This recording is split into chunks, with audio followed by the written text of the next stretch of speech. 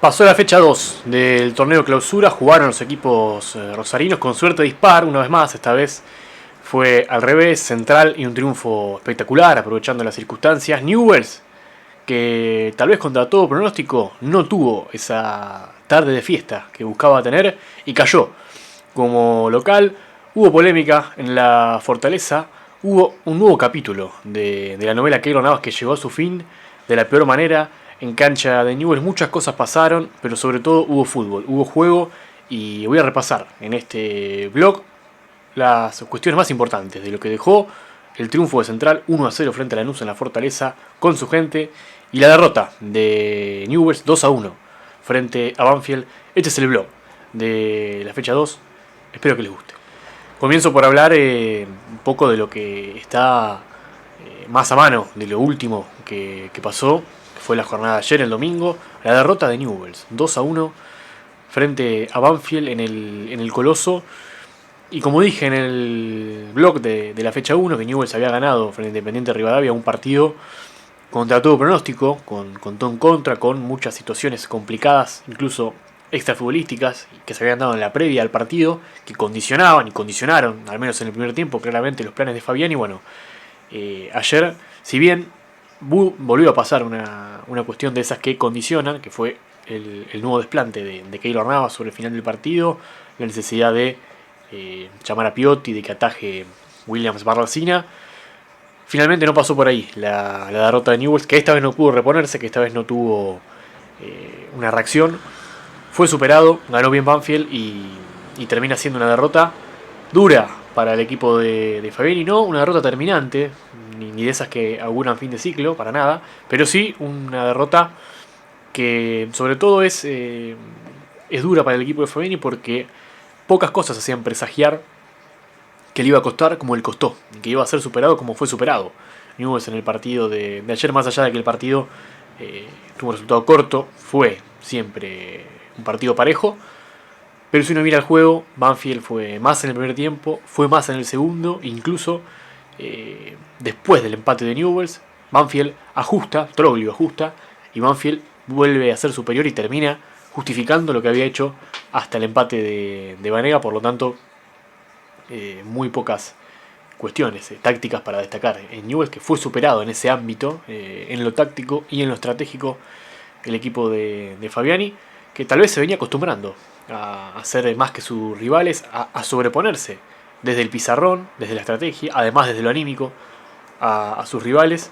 Y bueno, fue la primera derrota de Newell's como local y los primeros goles que recibe en el Coloso bajo el mando de Cristian Fabiani. Vaya si fue una derrota sorpresiva esta de Newell's frente a Banfield, sobre todo por las formas, más allá de que bueno, si uno después analiza el plantel que tiene Newell's, las carencias que tiene, las bajas recientes, las salidas, y se pone a ver un poco en cuanto a características y en cuanto a nivel, la cantidad de jugadores tal vez de real jerarquía, de real peso, de real nivel que tiene.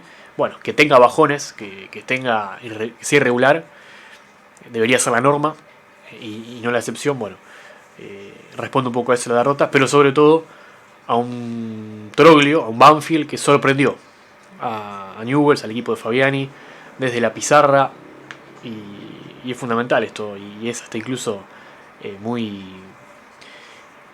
rico para analizar, porque bueno, uno estuvo ayer presente en el estadio, en la conferencia de prensa, y bueno, Troglio confesó que cambió el esquema. Banfield venía jugando con otro sistema, cambió ayer, presentó una línea de 5 con 3 zagueros centrales, con la mitad de la cancha muy poblada, y incluso una formación que, si uno la ve, entre los 3 centrales, los volantes con Río, con Esquivel, con Ríos, y con la presencia adelante nada más de Adorian y de Ausmendi, la gran figura. Un equipo en el que estaba pensado para bloquear el carril central, para anular cualquier intención de Newell's de construir un juego por adentro y tener que ir hacia los costados.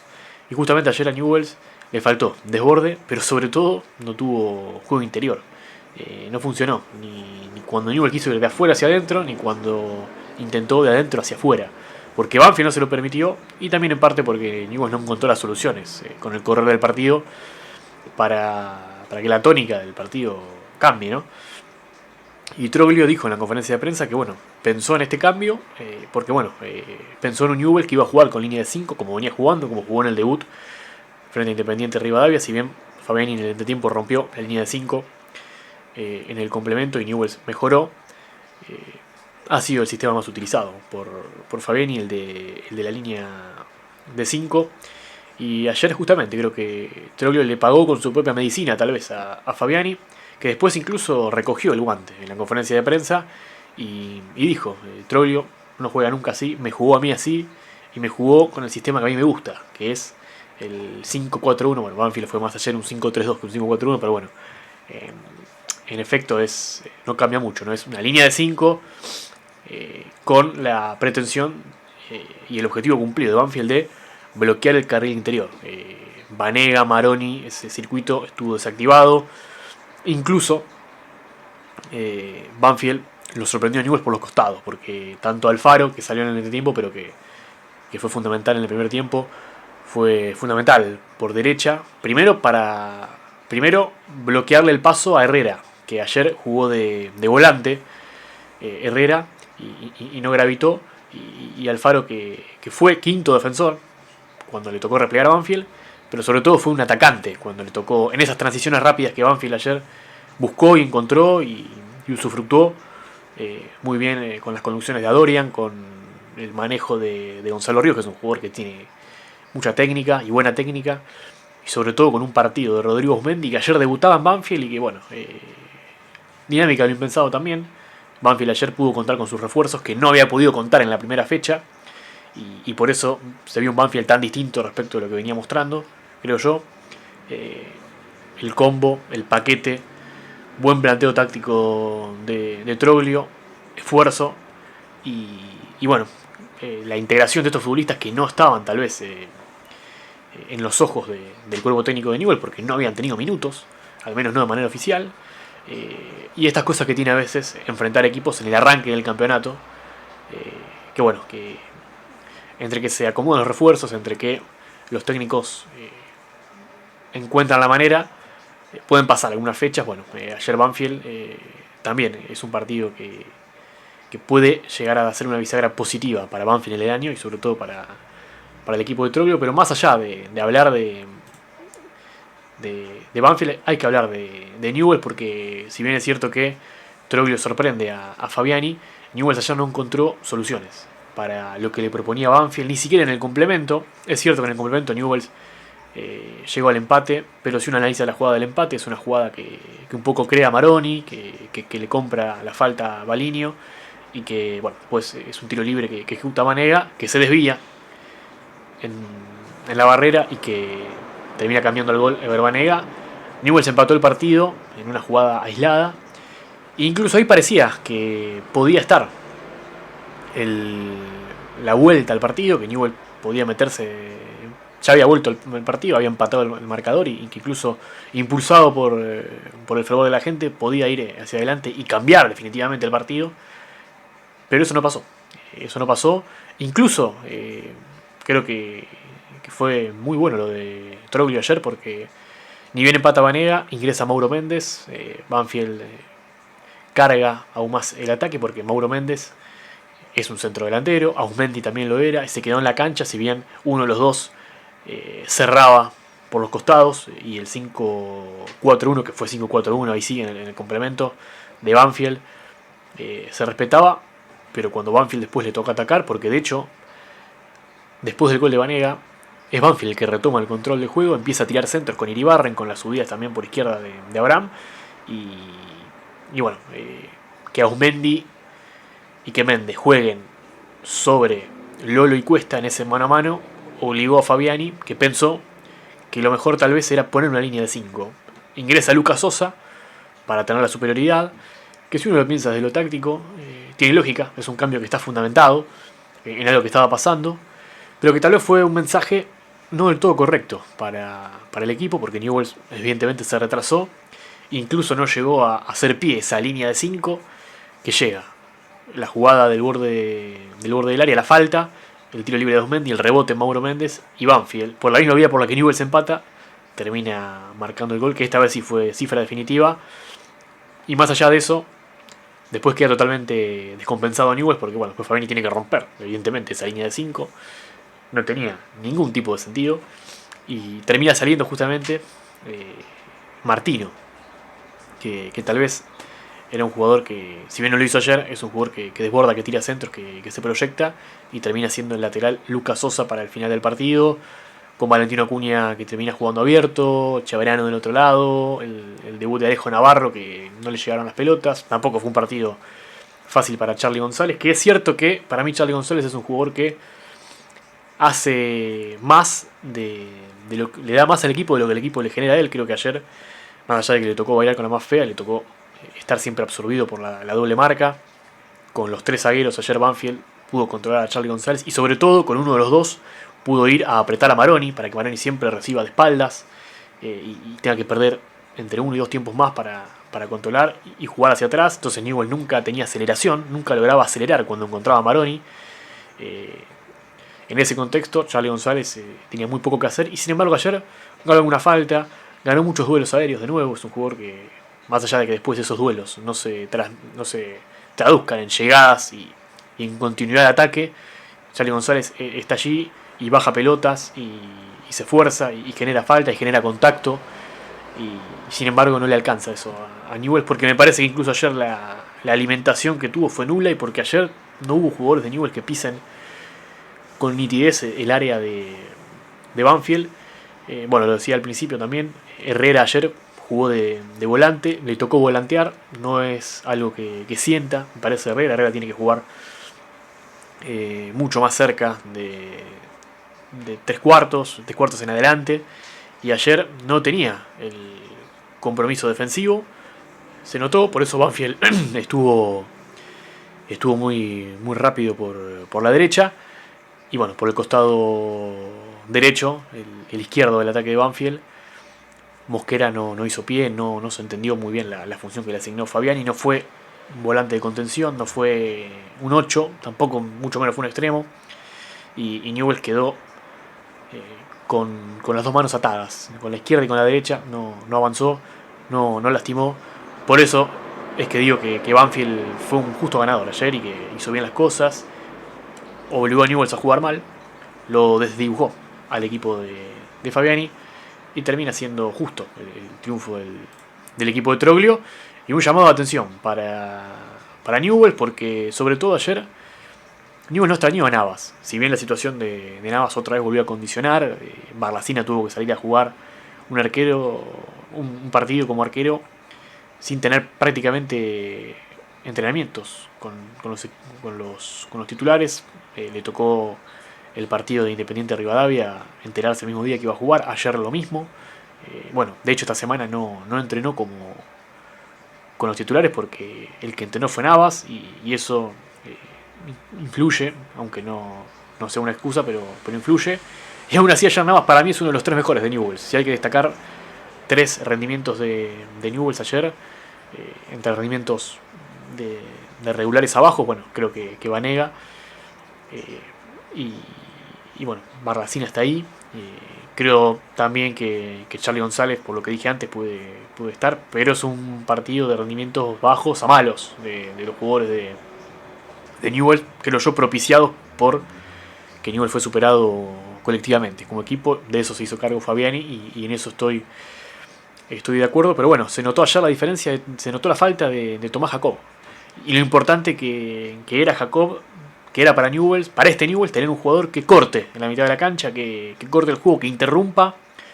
Ayer prácticamente Newell's no es que no tuvo recuperación, no tuvo quite, no tuvo interrupción de los ataques de Banfield, conducciones de Adorián, conducciones de los laterales volantes, conducciones de Ausmendi, de Mauro Méndez incluso en el segundo tiempo, que eran jugadores de Banfield tomando la pelota casi mitad de cancha, avanzando y sin tener un jugador de Newell's que pueda interrumpir el juego y generando faltas cerca del área de Barlacina. Bueno,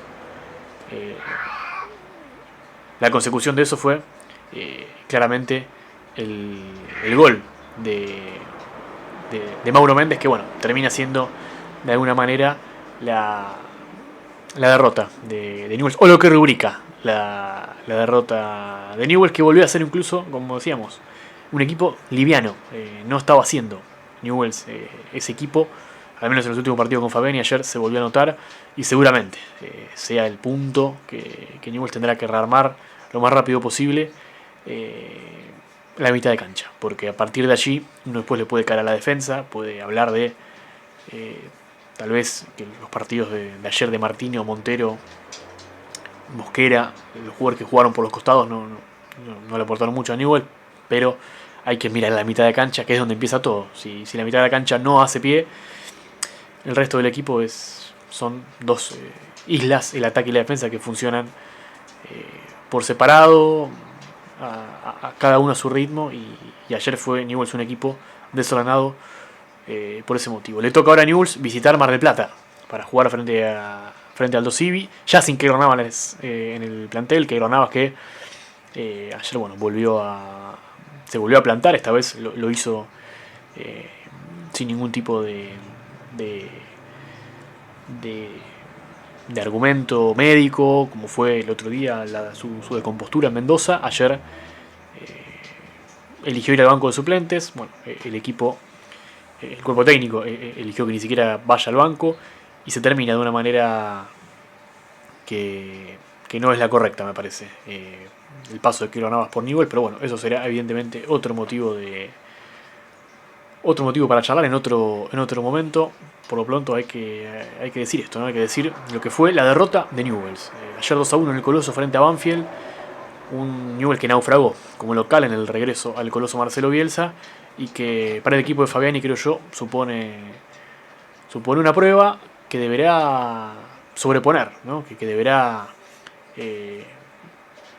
superar el próximo partido como visitante. Y luego, bueno, lo que pasó el sábado, recapitulando, el triunfo de Central, el primero en el torneo Clausura, un triunfo clave, importante para Central en la Fortaleza, porque no solamente que hacía 19 años que no ganaba en tierras de Néstor Díaz Pérez en Lanús, sino que bueno, lo hizo ante su gente, y lo hizo sobre todo en la previa de un partido que se le presentaba a Holland con muchas bajas, con muchos jugadores que fueron preservados, no son lesiones, son en la mayoría de los casos jugadores que han sido preservados. Hablo de Mayo, de Campás, y de Mayo y de Malcorra. Campás sí con alguna que otra averia muscular, pero Central fue a la Fortaleza y se le termina acomodando. El partido lo saca adelante, no había jugado bien en el primer tiempo Central, le está faltando fútbol al equipo de Holland en este arranque, no está tan inspirado como en otros tramos del año. Se nota también que la presencia de Vélez y de Di María todavía es algo que Holland debe integrar al equipo. Creo yo que el equipo se debe adaptar más a ellos y no tanto ellos al equipo, y es algo que me parece que viene haciendo cortocircuito en estos partidos. Pero lo cierto es que Central encaró este partido con muchos cambios, con 5 cambios respecto al equipo que había empatado en el debut con Godoy Cruz de Mendoza, y eso se notó, y bueno, se lo notó sobre todo en los primeros minutos. Central que no fluyó. Creo que fueron los mejores minutos de Lanús, con alguna jugada de Walter Bow mano a mano con Brown, pero luego el partido se acható, porque Central no tenía juego, no se asociaba. Di María, Vélez, Santi López, que después salió por lesión, eran jugadores que buscaban individualidades, porque no había conexión, no pasaban los laterales, no se integraban Navarro e Ibarra. Lanús se comprimía bien. Tampoco el equipo de Pellegrino, al que le falta demasiado fútbol y se viene notando. Es un equipo bastante flojo para, creo yo, el plantel que tiene un gran plantel, el Granate. Pero ninguno de los dos podía dar un rendimiento tal vez a la altura de sus nombres, y el partido era chato. Y hay dos cosas que le empiezan a aclarar el panorama Central, a sobrellevar el partido, a que de a poquito, minuto a minuto, porque no fue un cambio paulatino, no es que Central pasó de no jugar bien a dominar. No fue un partido brillante de Central, pero sí hubo dos cuestiones. La primera, la lesión de Santi López, lamentablemente para Central, otra lesión en el tobillo, que eso propició que el que salte a la cancha sea Giovanni Cantizano, que es la gran figura y de alguna manera la gran llave del resultado para Central. Un Cantizano que entró con desparpajo, que se animó, que tuvo el único remate de Central en todo el primer tiempo, que fue un remate bastante desviado, pero que había sido lo único que había logrado generar Central en el primer tiempo, dentro de la nada misma, un intento de Cantizano. Y en el segundo tiempo, ya con un Lanús que buscó adelantarse un poco más, pero que mientras más se adelantaba, no es que por adelantarse le generaba problemas a Central, con mucha falta de conexión, con jugadores como Salvio, como Carrera, que estaban irresolutivos, con un Walter Bow que no estuvo acertado de cara al arco en las dos situaciones que tuvo y que después se apagó, y un Central que ya con Cantizano tenía una mayor amenaza, había más espacios en el segundo tiempo porque se abrió un poco más el juego, un Central que le ganó la batalla de la energía. Lanús llegó con más energía al final del partido, y eso claramente se notó en los minutos finales, a partir de los 25-30. Central en las transiciones, en los ida y vuelta, estaba mejor, lograba volver con más gente y atacar y desplegar más gente en las transiciones en ataque, y se empezó a notar, a pesar de que también tuvo muchas fallas en la ejecución de las contras Central. Pero el segundo punto y el más importante, el que abre el partido para Central, el que abre toda una discusión, es el penal, la jugada del penal que Merlo sanciona sobre Gaspar Duarte, la falta de Hernán Lozada a Gaspar Duarte, y la posible concreción de Di María, que no falla, que viene en una racha de penales que ya arrastra incluso desde el Benfica, convirtiendo muchos penales consecutivos, y esa fue la diferencia por la que Central termina sacando adelante el partido. ¿Qué es lo que pienso yo de la jugada? ¿Cómo la veo yo? Yo creo que la jugada es penal. Creo que hay dos cosas, dos cuestiones que hacen en esta jugada la diferencia. La primera es el error de Lozada, primero y principal. Es un error de apreciación de la jugada de Lozada, que se desliza y lo impacta a Gaspar Duarte en una jugada en la que creo yo Lozada tenía, es fácil decirlo siempre, uno desde afuera, pero Lozada tenía más para ganar, porque era una buena pelota de Cantizano, que era un poco larga, pero que Duarte, con lo que buscó hacer, había entorpecido la jugada. La buscó tirar larga, después el mismo Duarte lo dijo, buscó fabricar el penal, que eso, si uno me pregunta, no está mal. O sea, torcer las reglas no es romperlas. Creo que buscó hacer lo que la mayoría de los delanteros buscan hacer. No va a ser el último, no va a ser ni el primero ni el último Gaspar Duarte en buscar fabricar un penal. Tira larga la pelota, se frena, y esto en la repetición de la cámara desde atrás, que es bastante elocuente, se nota que Duarte frena la carrera, lo espera a Lozada para provocar el contacto. Es el delantero el que provoca el contacto, pero Lozada no hizo nada para evitarlo. Pasó de largo, se lo llevó puesto, lo tocó, y ese es el argumento que Merlo necesitaba. Si quería cobrar penal, lo cobró, y está bien que así sea sancionado. Y bueno, después la roja Izquierdos, más allá de que también lo vende la cámara a Cali Izquierdos, también lo vende a Merlos, que creo yo se dio ante una mirada bastante elocuente también de Ángel Di María, y termina expulsándolo al Cali Izquierdos, que ya había tenido un cruce con la terna arbitral en el partido frente a Riestra en la primera fecha, un Lanús que venía bastante cargado, y creo que explotó en esa jugada. Y bueno, dicen que el que se enoja pierde. Bueno, Lanús se enojó y perdió, y se le fue el partido en esa jugada, porque bueno, después sí, Central terminó siendo más, incluso pudo haberlo aumentado al marcador. No hubo buenas terminaciones de contras de Central, y una salvada espectacular de Enzo Jiménez, que fue una de las figuras de Central. Creo que es la figura de Central, que termina salvando en la línea. En la última jugada le hicieron una muy buena jugada preparada de ese último tiro libre, una falta que comete Tomás O'Connor.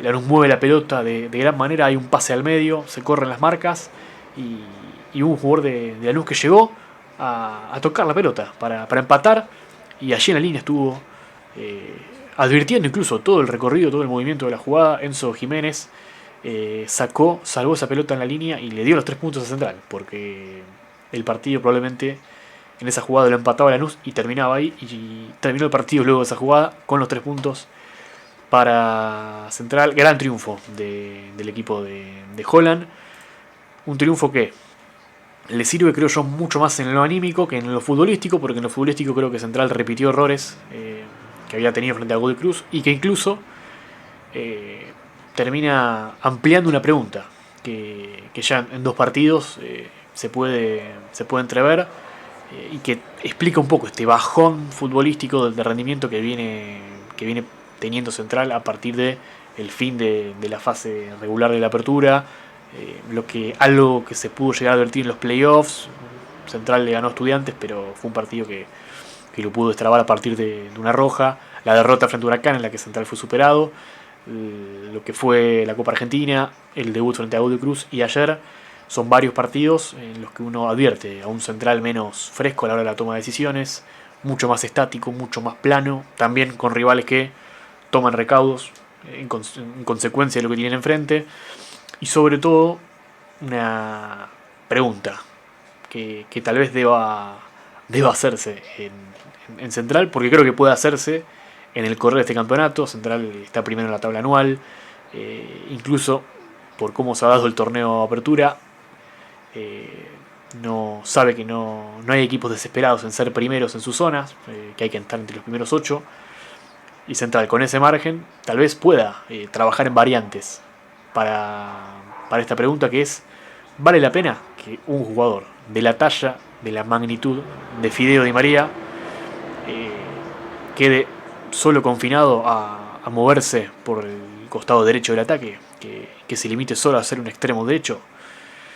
¿O puede Di María realmente influir en todo el frente de ataque con más libertades, con una estructura que gira alrededor de él, y que él no sea solo un eslabón, el mejor eslabón en esta estructura? Bueno, Holland, cuando fue presentado a Ángel Di María hace 2 semanas, casi 3,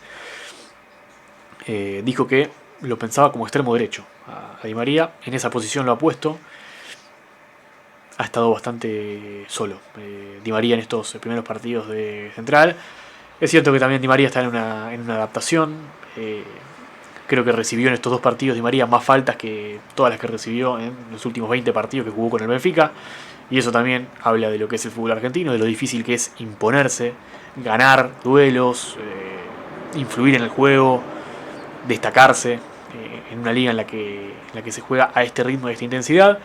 Pero me parece que es una pregunta que bien vale para este Central, sobre todo teniendo en cuenta que Central apunta a ser candidato a todo, a ganar este torneo, a clasificar a la próxima Copa Libertadores y a estar allí arriba entre los 3 o 4 mejores del fútbol argentino, como por ahora la tabla anual así lo marca. Los 3 mejores de Central en este partido: Giovanni Cantizano, Enzo Jiménez, y toca quedarse con Ángel Di María, que se lleva todas las portadas por segundo partido consecutivo desde su regreso a Rosario Central. Hasta aquí un poco lo que fue el resumen, el análisis de ciertas cosas que pasaron, de lo que vi en esta fecha 2 para los equipos rosarinos, con la derrota de Newell's primero y con el triunfo de Central luego, ambos enfrentando a los equipos del sur de la provincia de Buenos Aires. Newell's cayó ante Banfield como local, Central venció a Lanús como visitante.